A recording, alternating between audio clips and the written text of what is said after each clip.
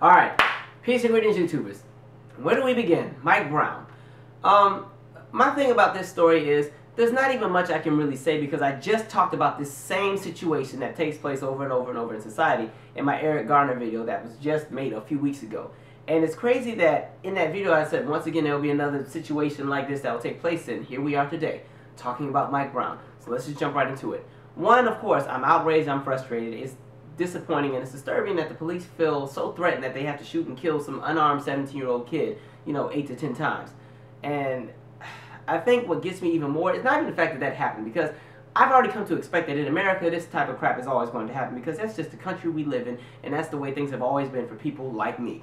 But what gets me more is America's reaction to how these things take place. I think that's what frustrates me more, because we live in a society where we've been brainwashed and conditioned to believe that all is well in America. There's no issues with race, there's no issues with class, everybody's on the same playing field, and when things happen because it's coincidence, and things happen because maybe the person didn't cooperate or do what they were told. And you might not want to bring that race thing up, because when you bring up race, it makes people uncomfortable.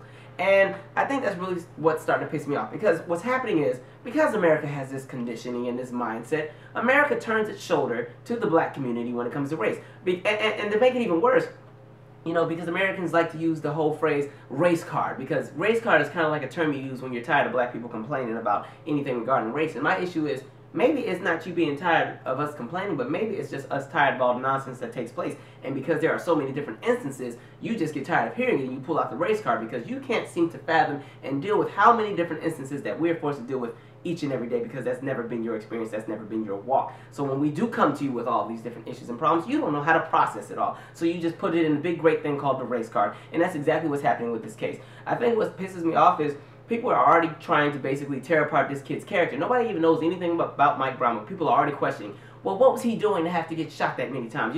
Well, maybe he should have cooperated more. And my response to that is, not to sound like a horrible person, but if I were to say the same thing about a woman who got raped, who was walking on the side of the street with no clothes on at 3 in the morning, you guys would call me basically the devil and I'd be blacklisted. So why is it that when it comes to actual black children or black males, we're not allowed to actually be doing anything? We have to be doing whatever is in the lines of what society says we're allowed to do, or otherwise we deserve to die. That's exactly what they did with Trayvon Martin. They wanted to say, oh, he had cannabis in his system, he was smoking weed, and he had been suspended back in 8th grade. So, of course George Zimmerman had a right to question what he was doing in the neighborhood. You got to keep the neighborhood safe. We don't recognize you. You're unfamiliar. And it's funny that usually unfamiliar people are the people who don't look like the masses of everybody else in that neighborhood, and that's exactly what happened with Trayvon. But I speak on that subject because when I made the Eric Garner video, somebody responded and didn't like that I had brought up race. They said, I agree with everything you said, but I didn't like race because, racism, it's not a fair argument, because, women are discriminated against, old people are discriminated against, this person, that person, so on, so on, and so on. And I kind of was like, I was trying to see where they were coming from, but at the same time, that goes back to what I say about America, and how, in my opinion, America is a place where we all live, but there's like 12 or 13 different Americas living in one space, trying to share, and we're battling for resources, and we don't agree on different morals, and we don't agree on different characteristics and traits. So when she was trying to put everybody's struggle in the same bubble, I was like, that's not fair, because if you want to do the argument about, well, women are discriminated against, it's two different things, because when you talk about a black man, America has a fear of the black man. America doesn't have the fear of the white woman. And the reason why I say white woman is because when you want to talk about the feminist movement, black women and minority women were not included in that project, because their response was, hey, we're women together and we understand, but you know what, when you come into our movement, you also bring that thing called race. And we don't want that, because we have to get our rights first. Then we'll get to you guys in the black stuff and the Latino stuff. So even with her trying to decipher and break down everything that I was saying and try to put everybody in the same bubble, I'm like, no, because not even when you talk about the feminist struggle, y'all were divided by race. So if I want to talk about race, that's what we're going to talk about. So my thing about it is, we're constantly told to be quiet and just stay in our place. Let the justice system, let justice prevail. Let justice prevail with Trayvon Martin and Jordan Davis and Oscar Grant and Sean Bell.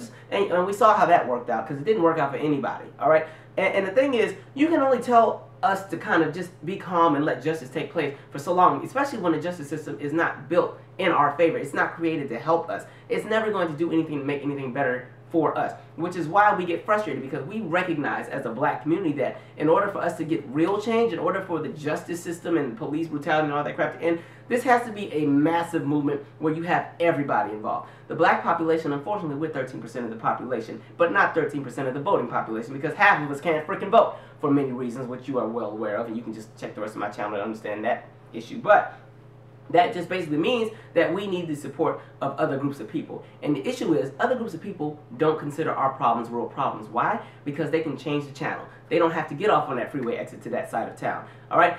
Well, I mean, after gentrification, they'll be over there. But other than that, there's no reason to even consider any of our issues to be real issues. And that's what's continuing to happen. We're always told, you know, let's just rebel. Just peaceful march. Just go ahead and march. And, you know, we've been marching and marching and marching is great. It's a great camaraderie. We can walk and sing together and we sound good. But dang it, the issue is when we get to the place that we're marching to, when we get to that office or whatever place of that person that we want to try to make change, what do? They close the blinds. They go back to their regular day, because just like with you being able to flip the channel and just turn Mike Brown off, they can close us out. Just close the blinds, get security, have them escorted out. Have them across the street, okay? And that's the issue. People are only going to march for so much longer. That's how you had the LA riots happen, because honestly, things have slowed down as far as society's reactions to things that take place, especially within the black community. When you really look into historical context of things, there were many, many riots that used to take place, especially in the 60s and 70s. In just about every major metropolitan city in this country, there was some sort of a riot. The last major one that everybody remembers is the LA riots. But since then, things have calmed down, and I think that's because my generation has been conditioned to believe, once again, that everything is kind of fine and dandy. And, you know, they put the Martin Luther King, Rosa Parks love story, romanticized, peaceful people who stood up against violence with peace and got beat up, and they continue to just be peaceful and stand still and march, and eventually people saw how great they were and how patient they were, and they got all the rights. So my generation's a little screwed up. We don't do a whole lot of marching and fighting. We do our hashtag and we be on our way.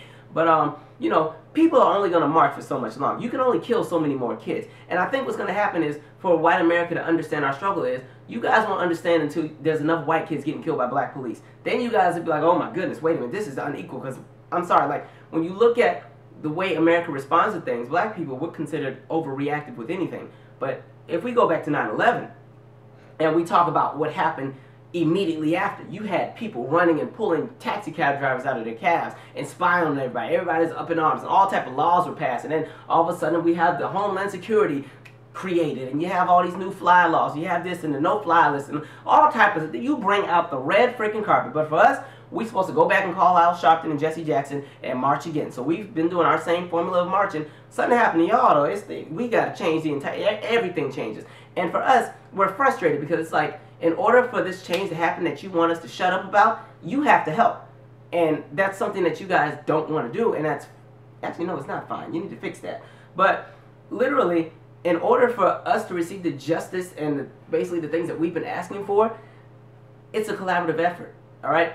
You know, in order for the policing system to change, in order for the laws to be fair, we can't do it on our own, because the laws and the systems and the policies are set up for us not to have any power unless you were there, because that's the way America's set up. We can't do much without your permission. So we're asking, well, I ain't asking, you gonna give it to us.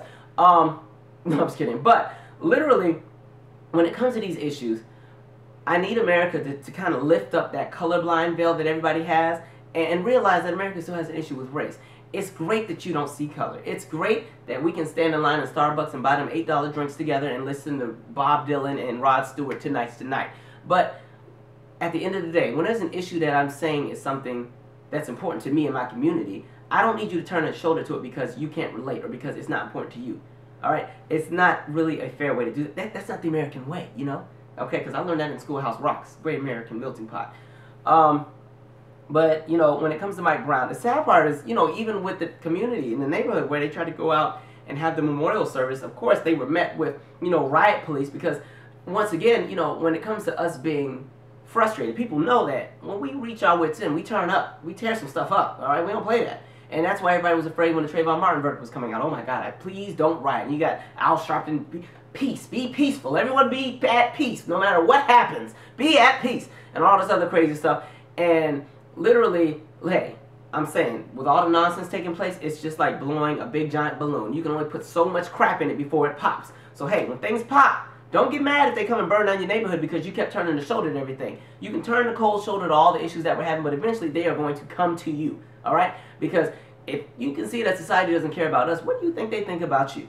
Alright, anyway, I'm out. Subscribe. I hope all is well for that family. I hope something can eventually be done. I hope America gets to a place where, yes, we are all American, and yes, we live in this, I was about to say great. Yes, we live in this place where we can all come together and do certain things, but at the same time, yes, there are many different Americas living within America, and the only way for all these different cultures and groups to get along is if we all respect and understand and see through the lens of, see through the lens of each other's struggles and different issues.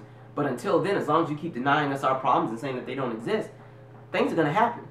And hey, don't get mad if they start burning down stuff. I'm surprised they ain't blowing up stuff yet, because I know I would have kicked over a few trash cans. But that's it. Share your 2 cents, your opinion. Some of y'all hated what I said. Oh well, God bless. It's still Sunday, and good thing I didn't cuss today. Amen. Praise Jesus. Subscribe. I'm out.